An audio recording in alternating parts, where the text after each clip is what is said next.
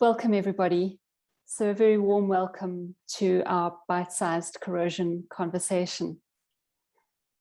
For those of you who are joining us for the first time, this is a platform where we can share little bite-sized nuggets, as it were, of information about corrosion in the hope that this information will benefit you in your own experience. Last week, we started a new short series of conversations, which we've titled The Engineer's Casebook. And it was a real pleasure to have Mr. Pete du Plessis join us and share some nuggets of his wisdom regarding bulk steel pipelines and the importance of both coatings and cathodic protection. Now, as we finished off last week, Pete raised the question of AC mitigation, and that's what we're going to use to kick off our discussion today. Now, I am absolutely no expert, but we have invited Mr. Craig Botha of Reignite to join us.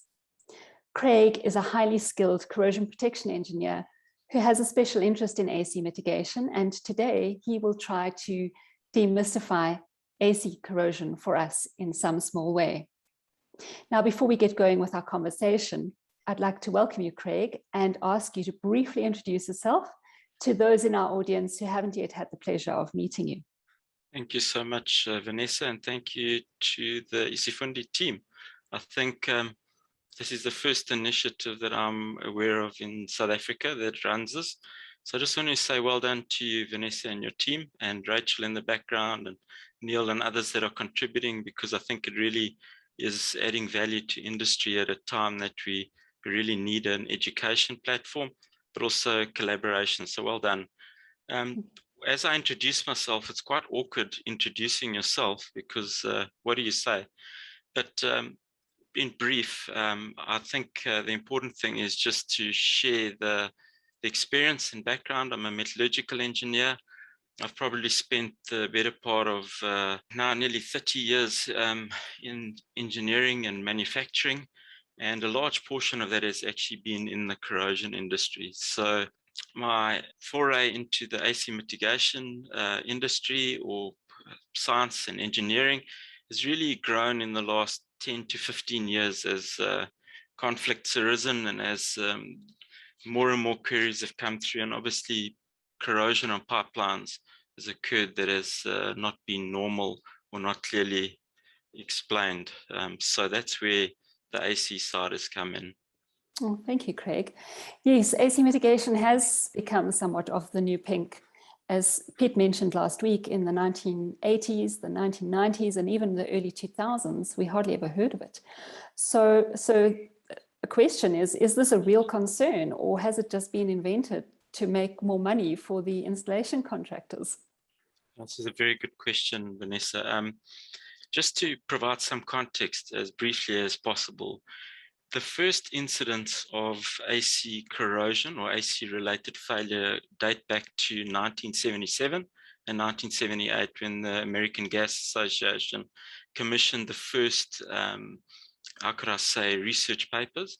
And these were very large documents. In fact, you can still draw them out of your library.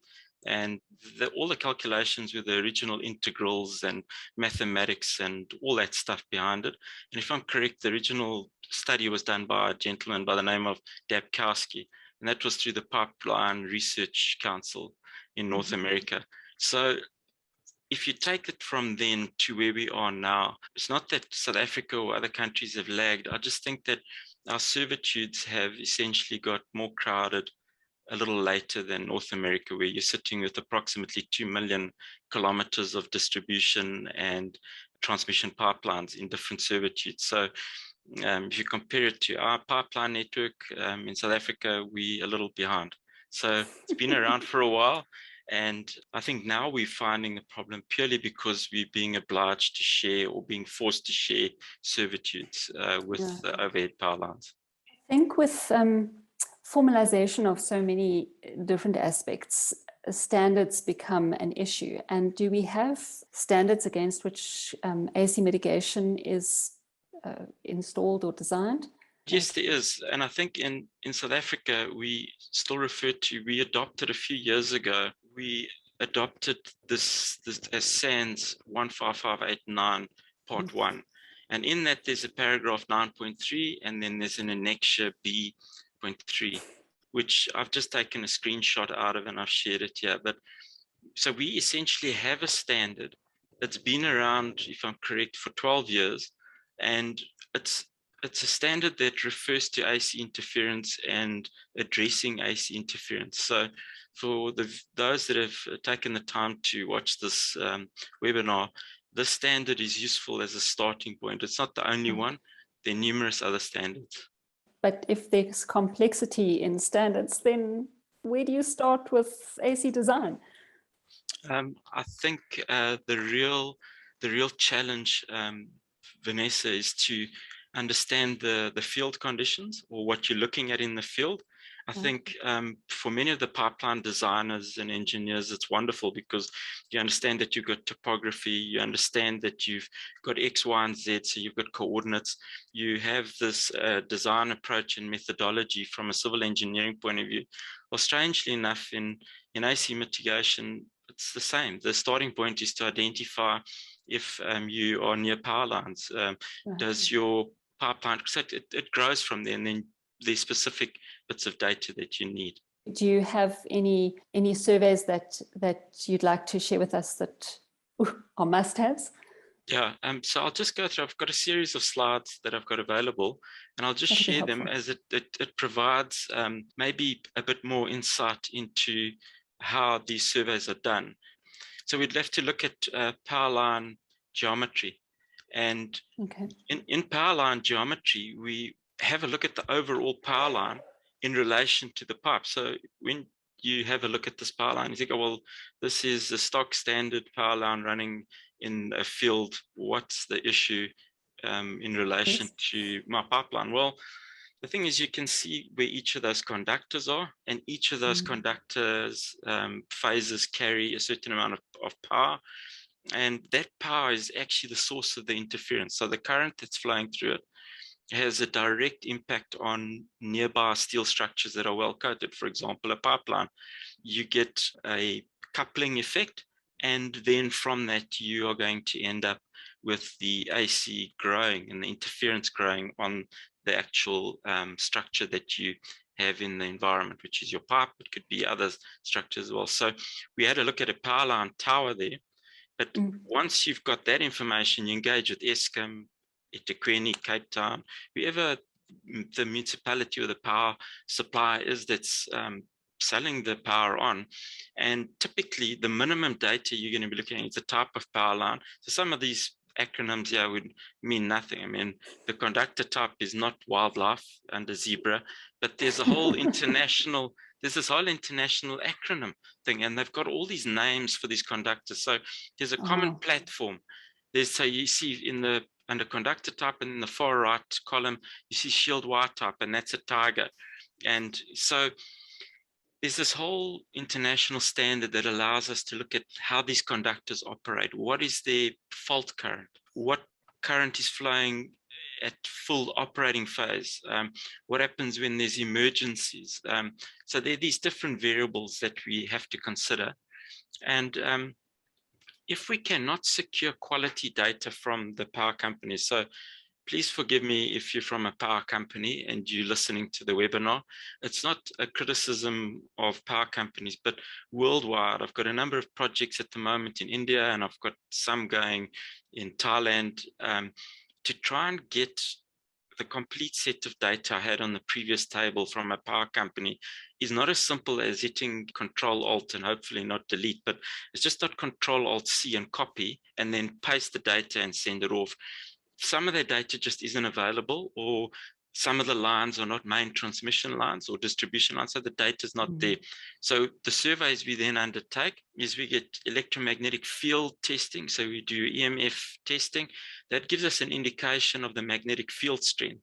So this diagram just shows that you survey at 90 degrees across the center line of your conductors or your overhead power lines, and that will give you a milligauss reading, strangely enough, which allows you to then extrapolate and to determine the strength of the magnetic field, which is directly proportional to the current flow. So if we don't have accurate power line information, Vanessa, we can deduce from these measurements. Right. So you can also that's very calibrate your interesting. model. Then there is a second test. So the one is the magnetic field. The other is if you still cannot get data and magnetic field measurements are not directly available, you can do a longitudinal electric field test, which is essentially running a suitable insulated conductor in parallel with your pipe and in parallel with your overhead power lines. You measure that length, and you can then calculate the induced millivolts of AC per meter. And that is what is essentially known as the longitudinal electric field. So there's that funny word, milligauss, and longitudinal electric field, millivolts per meter. If you've got the correct software and modeling software, you can essentially use that to calibrate your model and to come up with more sensible data if you're not getting accurate data from the power company. Then soil resistivity does play a significant role, and different software suppliers will try and motivate for multi-layer soil resistivity. It has its place. There's a huge amount of work that's been done in it. And so certain models will go into 1 layer, 2 layer, 3, multiple layers. It becomes extremely complex, but after, strangely enough, somewhere after layer 3 in the soil resistivity layers, and you're looking at equivalent models, you essentially start to reduce your error to around 15% or below. And so you have to ask yourself, in pursuit of this very accurate soil resistivity model, how much more money do you spend on your electromagnetic induction methods and your soil resistivity methods and the front end processing to get a good soil model? So I think the point I'm trying to make, Vanessa, is I don't want to discredit software. I'm just saying, try and just be aware that the soil resistivity is important. It does impact the model, particularly on fault current conditions, but it's not the only tool that allows you to plot the equivalent resistivity. You can also do that with some of the electromagnetic methods that are available, and it'll give you a profile very similar to what we have on the screen now. That's very interesting. Yep, so those are the field surveys and some of those methods that are used. And then presumably one takes, as one does with cathodic protection, you take that field data and put it into some magic black box and out spits the answer that says you have a problem or you don't have a problem. Yeah, so unless I can give you some sort of context, a few years ago, I think you may have been at that particular conference. We did one of those like mini corrosion workshops, and it was somewhere in Joburg, and we were speaking about processing field data. And because we now speak in gigs, terabits, we speak, you know, it's we buy drives with terabytes of data, and even our kids, I mean, I gave them an example. If you go from a few years ago, we used to get away with 500 megs a month. I think if my kids are on TikTok or YouTube now, we get away with that for 5 seconds. But it's, I think, the point I'm making is that when we go to modeling and design, you've now got power line data for each conductor, each tower, and each of those are in relation to your pipeline geometrically at 1 meter intervals. So for those of you that are good in math, start doing the numbers. It's 3, typically, let's say it's a single arrangement conductor, three conductors. Each of those conductors has a nonlinear equation to the pipe for induction. So that's already 3 to 1. And then you've got each tower and it's changing by distance. So multiply by 3 and then multiply by meter. So the long and the short of it, the processing time for this, once you've got a complex model in place, and let's say it's 50 kilometers, and you've got a latest Pentium i9 running in the background, some of these models, if you're doing fault evaluations, can run for 30 to 45 minutes to produce a fault at every single tower to tell you where your risk is. So that's where the modeling side of it is. We can't just show that to people, but that's the extent of the complexity that's involved. Well, thank goodness we've got computers to do it for us, because if I had to plug those numbers in, I'd be lost on the second digit. I've forgotten what I've put in a calculator, so that's scary. I think it gives me a renewed respect for the folk who develop the programs as well as those who use them, because it's not something that anybody can sit down and use. You have to actually know what you're doing to do the modeling. Yeah, I've had an that's interesting. example, Vanessa, in I reviewed a job in Southeast Asia. Someone had designed the model and they exported the raw data for validation, because that's what many of the gas companies they do. So you have your expert in country that does the design, but they then want the raw data validated externally. So it's like you do your design and you send it to a third party for review. Right. And I happened to get the review, and this young company there, and they were great. I mean, they did everything correctly. And I thought something looks odd in the raw data. And what they'd done is the sag. So from tower to tower, if you can imagine a trapeze artist and the cable sagging, they'd made the sag greater than the height of the trapeze artist. So the cable was passing through the swale.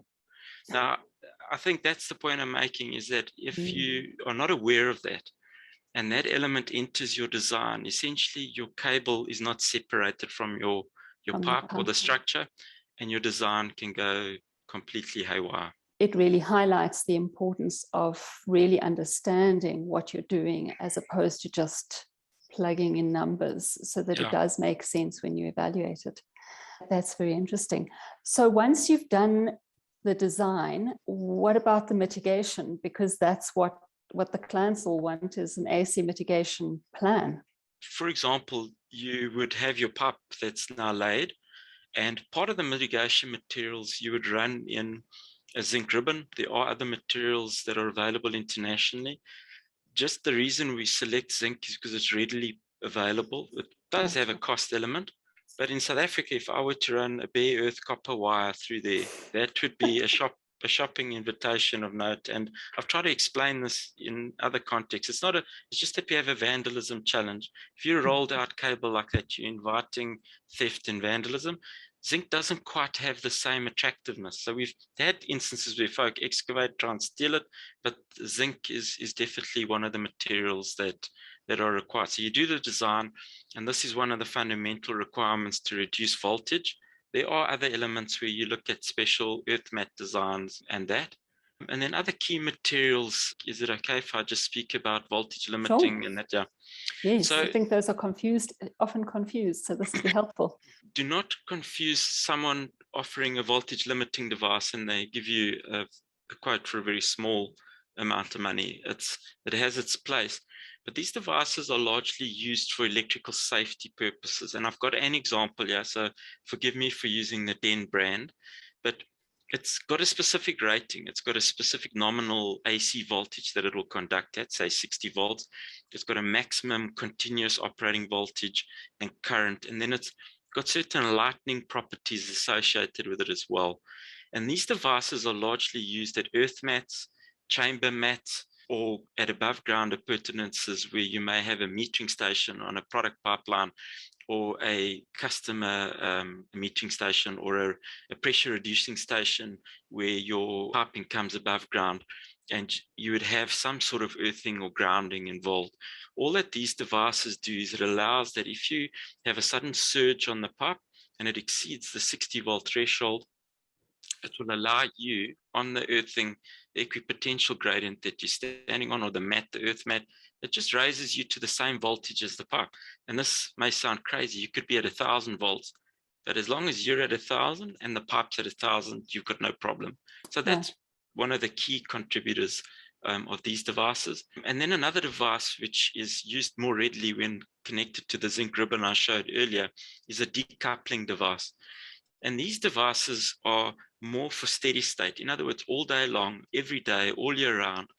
If you've got significant induction on your pipeline, these are just like trickle charges, but they don't charge. They remove the AC and they allow the AC to pass to the earthing system that you've designed. And the wiring in that may look a little complex here, but there should be standard drawings. There should be a technical specification that allows one to address these at the same time during the proposed installation. So essentially the AC mitigation is there partly as a safety perspective in case I touch the pipeline under a surge or a fault or whatever, and partly to stop the pipeline from succumbing to additional corrosion forces, as it were. Yeah, so Vanessa, that's such a good point. This morning I got off a presentation to another large pipeline operator in the Free State, and the question that just kept coming is but we don't, how can you be sure you got a a corrosion risk. I said corrosion is one issue, but I said right now you have your folk laying this pipe, and we've sent you photographs of the voltmeter connected to the pipe with your staff there, and the pipe isn't even backfilled yet, and we're sitting at 20 volts AC. So I said, go and touch it, and then we can have a discussion around safety. I mean, obviously the point was made, but I think you are 100% correct. I think we can miss the fact that, well, folks say to me, we've never had this problem before. I've been in the pipeline industry for 30, 40 years. I say, yes, sir, yes, ma'am. However, the quality of our coatings have changed. You've got the dielectric stent from your old bitumen fiber tape wraps of the 50s, 60s, 70s that are now as porous as a colander in the kitchen. And you've got your high-end coatings, 3LPE, rigid urethanes, and an assortment of other exotic coatings. And if I had to do a comparison, the increase in magnitude of the dielectric strength is an order of 2 orders of magnitude.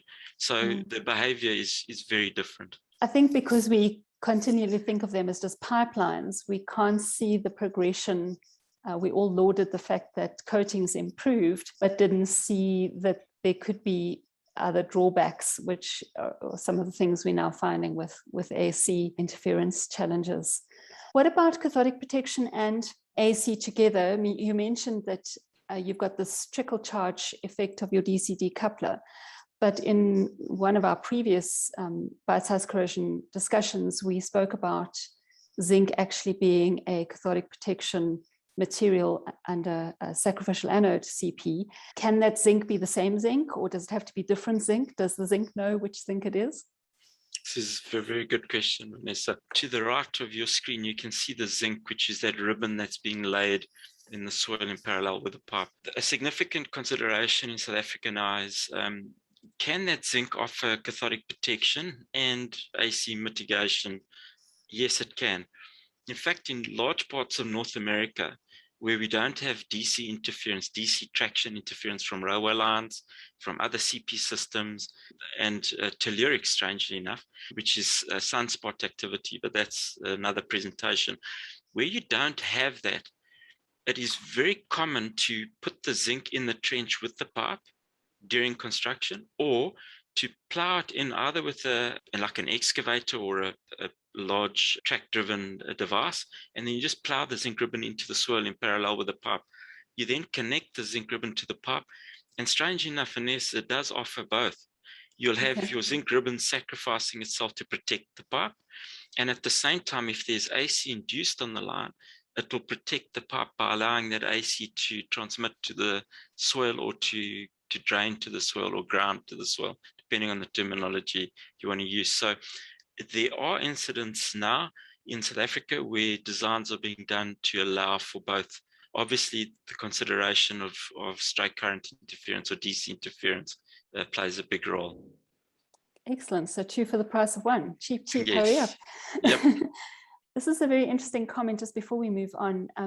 Ken has said that there's an interesting article which dispels some of the myths about resistivity and AC, entitled "The Effect of Earth Resistivity on Evaluating the Corrosion Risk from AC Interference to Pipelines," which was published in the 3R magazine. I'll make sure that that link is posted so that others can look it up, because I've read it quickly. But it's really wonderful to have the participation, and thanks, Ken, for sharing that with us. Craig, I feel like we've barely touched at the tip of this complex topic, but thank you, because I think your willingness to join us today has been helpful to clarify for me as well some aspects. But just as we wrap up our conversation, I don't know if you've got any final comments, or perhaps a leading question that you'd like to share as we part?